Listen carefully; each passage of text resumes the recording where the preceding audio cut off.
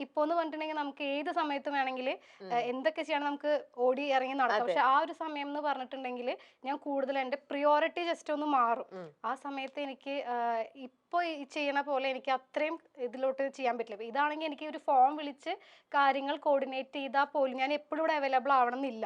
എനിക്കിപ്പോ ഒരു ഫോൺ വിളിച്ച് കാര്യങ്ങൾ കോർഡിനേറ്റ് ചെയ്യാൻ പറ്റുന്ന ഒരു സാഹചര്യം വേണം കല്യാണത്തിന് മുന്നേ എന്ന് എനിക്കൊരു ആഗ്രഹം ഉണ്ടായിരുന്നു. വെൽ പ്ലാൻഡ് ആണല്ലോ.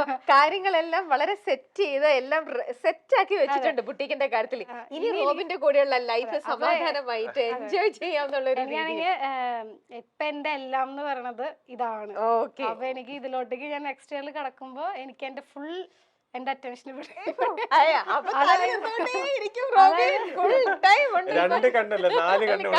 പക്ഷെ അതിന്റെ അർത്ഥം ബിസിനസ്സിന് ഒന്നും അല്ല എന്നല്ല. കാരണം എന്റെ ഇത്രയും കിടന്ന വർഷം മൊത്തം ഒരു ലാസ്റ്റ് 10 years മൊത്തം ഞാൻ ഈ ഒരു ഫീൽഡില് ഈ ഒരു ഇതിലാണ് ഫുൾ ഫോക്കസ് ചെയ്തിരുന്നത്. അപ്പൊ ഇനി എനിക്കൊന്നൊരു ഒന്ന് ചേഞ്ച് ആയി കുറച്ച് റിലാക്സ്ഡ് ആയിട്ട് ഹാപ്പി ആയിട്ട് ഇവിടെ കുറച്ചൊരു ഫോക്കസ് ചെയ്യാം അല്ലേ. ഇപ്പോഴാണെങ്കിൽ അതും ഇതും കൂടെ ഒരുമിച്ച് തന്നെ കൊണ്ടുപോയത്. പക്ഷെ ഇനി കുറച്ചുകൂടി കൂടുതൽ ഇതായിരിക്കും. അതെ, റോബിൻ ശ്രദ്ധിച്ചോ, ഇത്ര നാളും ഉള്ളതിനെക്കാട്ടിലും മാരുതിയുടെ വേറൊരു ഫേസ് ഇനി കൂടെ കാണുന്നാണ് പറഞ്ഞു തന്നത്. റോബിൻ എങ്ങനെ ഉണ്ടായിരുന്നു 2024 എന്ന് പറയുമ്പോൾ ഞാൻ ആക്ച്വലി എല്ലാത്തിൽ നിന്നും മാറി നിൽക്കായിരുന്നു. സോഷ്യൽ മീഡിയ എല്ലാത്തിൽ നിന്നും മാറി നിൽക്കായിരുന്നു. ഞാൻ ആക്ച്വലി എന്താ പറയാ, എനിക്കങ്ങനെ ഭയങ്കര വലിയ സംഭവമായിട്ട് ഒരുപാട് കാര്യങ്ങളൊന്നും നടന്നിട്ടില്ല. പക്ഷെ എല്ലാ കാര്യങ്ങളും എനിക്ക് ഒരുപാട് നല്ല കാര്യങ്ങൾ, പോസിറ്റീവ് കാര്യങ്ങളുണ്ടായിരുന്നു, നെഗറ്റീവ് കാര്യങ്ങളുണ്ടായിരുന്നു. ഇപ്പൊ ഇൻ കേസ് എന്തെങ്കിലും മിസ്റ്റേക്സ് വന്നിട്ടുണ്ടെങ്കിൽ കൂടി അതൊരു ലെസൺ ആയിട്ട് പഠിച്ച് അതിൽ നിന്നും ഇനി ഒരു ആവർത്തന ഉണ്ടാവാതിരിക്കാൻ വേണ്ടി ട്രൈ ചെയ്യുന്നു. പിന്നെ പോസിറ്റീവായിട്ട് ഒരുപാട് കാര്യങ്ങൾ എനിക്ക് തോന്നുന്നു. ഞാൻ പറഞ്ഞില്ലേ, എനിക്ക് ഓരോ ദിവസവും ഒരു പുതിയ പുതിയ കാര്യങ്ങളാണ് എൻ്റെ ലൈഫിൽ ഉണ്ടായിട്ടുള്ളത്. മെയിൻ ആയിട്ടുള്ള കാര്യം എന്ന് പറഞ്ഞാൽ ഞാൻ ആഗ്രഹിച്ചിരുന്ന എൻ്റെ കല്യാണത്തിന്റെ ഒരു തീയതി ഈ വർഷമാണ് നമ്മൾ തീരുമാനിച്ചത്. 2024 തീരുമാനിച്ചത്. അതിനെക്കാട്ടി ഉപരി എൻ്റെ പ്രൊഫഷനിലേക്ക് ഞാൻ തിരിച്ചു വരാം, മെഡിക്കൽ ഫീൽഡ്. ഞാൻ ബിഗ് ബോസ് കഴിഞ്ഞതിന് ശേഷം ലൈക്ക് എന്താ പറയുക, എൻ്റെ പ്രൊഫഷനിലേക്ക് അധികം ഞാൻ വന്നിട്ടുണ്ടായിരുന്നില്ല. കാരണം ഞാനൊരു റൈറ്റ് ചോയ്സ് അല്ലെങ്കിൽ റൈറ്റ് ഒരു ഡിസിഷൻ എടുക്കണം എന്ന് ഞാൻ പ്ലാൻ ചെയ്തിരുന്നു. കാരണം ഞാനിപ്പോൾ ഒരു ഡോക്ടറായിട്ട് ഒരു ഹോസ്പിറ്റലിൽ വർക്ക് ചെയ്ത് കഴിഞ്ഞാൽ അത്രയും പേരിലേക്ക് മാത്രമേ എൻ്റെ സർവീസ് ചെല്ലത്തുള്ളൂ. ഓക്കെ, അപ്പം ഞാൻ വിചാരിച്ചിരുന്ന എന്നെ ഇഷ്ടപ്പെടുന്ന ഒരുപാട് പേരുണ്ട്. അപ്പൊ അവർക്ക് എല്ലാവർക്കും വേണ്ടി എന്തെങ്കിലും കാര്യം ഞാൻ ചെയ്യണമല്ലോ എന്ന് എനിക്കൊരു ആഗ്രഹം ഉണ്ടായിരുന്നു. അങ്ങനെ കഴിഞ്ഞ് ഞാനിപ്പോൾ ഓൾറെഡി ഒരു വീഡിയോ ഇട്ടായിരുന്നു എൻ്റെ സോഷ്യൽ മീഡിയയിൽ. സോ ഞാനൊരു international medical health care and wellness കമ്പനിയുടെ ബ്രാൻഡ് അംബാസഡർ ആയിട്ട് സൈൻ ചെയ്ത് കഴിഞ്ഞു. അപ്പം അതെന്ന് പറയുന്നത് എന്നെ ഇഷ്ടപ്പെടുന്ന, എന്നെ ഇഷ്ടപ്പെടാത്ത, എന്നെ അറിയാത്ത എല്ലാവർക്കും ഗുണം വരുന്ന ഒരു കാര്യമാണത്. സോ അതിന്റെ അപ്ഡേറ്റ്സ് എല്ലാം ഈ വരുന്ന ജനുവരി 20th ഞാനത് കൊടുക്കുന്നതായിരിക്കും. കാരണം നമ്മളെ ഇഷ്ടപ്പെടുന്നവർക്ക് വേണ്ടി എന്തെങ്കിലും തിരിച്ചു ചെയ്യണം, ഒരു ലാർജ് സ്കെയിൽ സർവീസ് ചെയ്യണം എന്നുള്ള ഒരു ആഗ്രഹം ഉണ്ടായിരുന്നു. അങ്ങനെ ഫൈനലി ഞാൻ തിരിച്ചെന്റെ പ്രൊഫഷനിലേക്ക്, back to my profession. So അതിൽ ഞാൻ എപ്പോഴും പലരും പറയാറുണ്ട് എന്റെ പ്രൊഫഷന് ഞാൻ അധികം കൺസിഡർ ചെയ്യാറില്ല എന്ന്. ആക്ച്വലി സത്യം പറഞ്ഞാൽ എന്റെ പ്രൊഫഷൻ ഞാൻ ഭയങ്കരമായിട്ട് ഇഷ്ടപ്പെട്ട് ആഗ്രഹിച്ചാണ് ഞാൻ എന്ത് ചെയ്ത ആ ഒരു പ്രൊഫഷനിലേക്ക് പോയത്. ഞാനത് സത്യം പറഞ്ഞാൽ ഒരു 8 വർഷം ഞാൻ അതിൽ ജിജി ഹോസ്പിറ്റൽ, ഞാൻ ജനിച്ച ഹോസ്പിറ്റലിൽ തന്നെ വർക്ക് ചെയ്തപ്പോഴേ നിങ്ങൾക്ക് അറിയാം. ഞാൻ അത്രയും അത് ഇഷ്ടപ്പെട്ടാണ് ഞാൻ അവിടെ വർക്ക് ചെയ്തിരുന്നത്. അപ്പൊ അതിനുശേഷം നമ്മളെപ്പോഴും ഒരു നമ്മുടെ ലൈൻ ഇങ്ങനെ സ്ട്രെയിറ്റ് ആയിട്ടല്ല, ഒരു ഹൈ ആയിട്ട് പോകണമെന്നുണ്ടെങ്കിൽ കുറച്ചൊന്ന് വെയിറ്റ് ചെയ്യുക, അതിനുശേഷം ഒരു പ്രിപ്പറേഷൻ എടുക്കുക, നമ്മൾ റൈറ്റ് ഓപ്പർച്യൂണിറ്റിക്ക് വേണ്ടി വെയിറ്റ് ചെയ്യുക. ഇപ്പൊ എനിക്ക് വേണമെങ്കിൽ ഒരു ഹോസ്പിറ്റൽ എന്ത് ചെയ്യാം, ഏത് ഹോസ്പിറ്റൽ വേണമെങ്കിലും എനിക്ക് ജോയിൻ ചെയ്യാം. അവരെന്നെ പലരും കോൺടാക്ട് ചെയ്തിട്ടുണ്ട്, പലരും എനിക്ക് ജോയിൻ ചെയ്യണമെങ്കിൽ ചെയ്യാമായിരുന്നു. പക്ഷെ ഞാൻ അതെല്ലാം ഒന്ന് ഹോൾഡ് ചെയ്ത് വെച്ചിരുന്നതെന്ന് വെച്ച് കഴിഞ്ഞാൽ റൈറ്റ് ഒരു ഡിസിഷൻ എടുക്കാൻ വേണ്ടിയായിരുന്നു. അപ്പം അതെനിക്ക് ഭയങ്കര ഹാപ്പിനെസ് വരുന്നത്. അത് എനിക്കറിയാം എന്നെ ഇഷ്ടപ്പെടുന്ന ഒരുപാട് പേർക്ക് ഞാൻ സ്റ്റെത്തിട്ട് കാണണമെന്നൊരു ആഗ്രഹമുണ്ട്.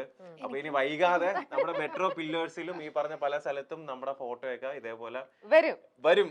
ഓൾറെഡി അതൊക്കെ സെറ്റാണ്. പിന്നെ ഈ ഒരു കാര്യം നിങ്ങൾക്ക് എന്താണെന്ന് അറിയത്തില്ല, അതൊരു റെവല്യൂഷൻ ഉണ്ടാക്കുന്ന ഒരു കാര്യമാണ്. കാരണം നമ്മുടെ കമ്പനി ഓൾറെഡി ഒരു 5 years ആയിട്ട് ഇതിന്റെ പിന്നിൽ അതിന്റെ ഒരു ഹാർഡ് വർക്കും അവരുടെ തോട്ട് പ്രോസസ്സും കാര്യങ്ങളെല്ലാം വെച്ച് അവരത് ഇന്ത്യയിൽ ആദ്യമായിട്ട് ഇംപ്ലിമെന്റ് ചെയ്യുന്ന ഒരു കാര്യമാണ്. സോ അതിന്റെ ഫേസ് ഞാനാണ്. ഓക്കെ, സോ അതുവഴി ഞാൻ പറയില്ലേ ഗുണമുണ്ടാവും. മനസ്സിലായി. അപ്പൊ നിങ്ങൾ 25 ഏറ്റവും കൂടുതൽ ഈ 25 നിങ്ങൾ എയിം ചെയ്യുന്നതും ഈ ഒരു പ്രൊജക്റ്റും ഈ ഒരു സംഭവം തന്നെയായിരിക്കും. പിന്നെ രണ്ടാമത് എന്റെ കല്യാണം. അതായത് ജാനുവരി പ്രൊഫഷൻ, ഫെബ്രുവരിയില് ലൈഫ്, പിന്നെ മാർച്ചിൽ ഇനി എന്തെന്നുള്ളതാണ് നോക്കേണ്ടത്. ഓരോ മന്ത് ഓരോന്ന് നോക്കി സെറ്റ് ചെയ്ത് നോക്കി കഴിഞ്ഞാല് അല്ലെ. എന്തായാലും ഇങ്ങനെ പ്ലാൻ ചെയ്ത പോലത്തെ ബ്യൂട്ടിഫുൾ ആയിട്ടുള്ള ഓരോ കാര്യങ്ങളും നിങ്ങൾ പ്ലാൻ ചെയ്തതിനെക്കാട്ടിലും സൂപ്പർ ആയിട്ട് നടക്കട്ടെ എന്ന് വിഷ് ചെയ്യുന്നു. പിന്നെ ഇത് കാണുന്ന എല്ലാവർക്കും നമ്മുടെ രണ്ടുപേരുടെ കല്യാണത്തിന് വേണ്ടി നിങ്ങൾ എല്ലാവരുടെയും പ്രാർത്ഥനയും സ്നേഹവും അനുഗ്രഹവും എപ്പോഴും ഉണ്ടാവണമെന്ന് ഞാൻ ആഗ്രഹിക്കുന്നു. ഞങ്ങളുടെ ജീവിതത്തിലുള്ള കൊച്ചു കൊച്ചു സന്തോഷങ്ങളും കാര്യങ്ങളെല്ലാം ഞങ്ങൾ പറയുന്നത് നിങ്ങൾ നമ്മളെ വീട്ടിലെ ഒരു അംഗം ഉള്ളത് പോലെയാണ്. പിന്നെ നമ്മളെ വെറുക്കാനായിട്ട് നിങ്ങളുടെ അടുത്ത് നമ്മൾ വലിയ കാര്യങ്ങളൊന്നും ചെയ്തിട്ടില്ല. നമ്മൾ വെറുക്കൊന്നും വേണ്ട. പിന്നെ പുതിയ വർഷമാണ്, എല്ലാവരും ഹാപ്പി ആയിട്ട് ഹെൽത്തി ആയിട്ട് അടിച്ചു പൊളിച്ച് സന്തോഷമായിട്ട് ജീവിക്കാൻ വേണ്ടി ഞങ്ങൾ രണ്ടുപേരും ആത്മാർത്ഥമായിട്ട് ആഗ്രഹിക്കുന്നു. Very nice Robin.